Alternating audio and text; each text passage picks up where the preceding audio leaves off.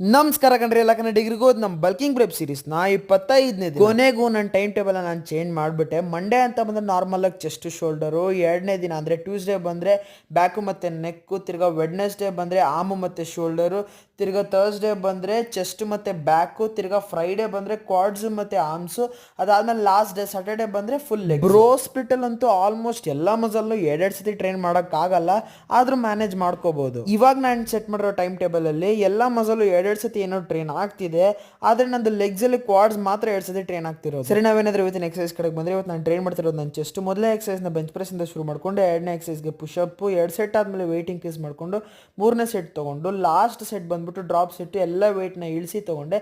Same variation ಎಲ್ಲ ಎಕ್ಸಸೈಸ್ಗೂ ಆಗದೆ incline push-up ಮುಗಿಸ್ಕೊಂಡು, ಶೋಲ್ಡರ್ ಕಡೆಗೆ ಬಂದರೆ ಫ್ರಂಟ್ ರೇಸಸ್ ಸೇಮ್ ವೇರಿಯೇಷನ್, ಅದಾದಮೇಲೆ ವೈಡ್ ರೇಸಸ್ ಸೇಮ್ ವೇರಿಯೇಷನ್. ಸರಿ, ಎಕ್ಸಸೈಸ್ ಆದಮೇಲೆ ಇದೆ ನೋಡ್ರಿ ನಮ್ದು ಇವತ್ತಿನ ಆಫ್ಟರ್ ಪೋಸಿಂಗ್ ಆದಮೇಲೆ ಪೋಸ್ಟ್ ವರ್ಕೌಟ್ ಮೇಲೆ ಇವತ್ತು ರಾತ್ರಿ ಊಟ ಮುಗಿಸ್ಕೊಂಡು ಆದಮೇಲೆ ಇದೆ ನೋಡ್ರಿ ಇವತ್ತಿನ ಬಾಡಿ ಕಂಡೀಷನ್.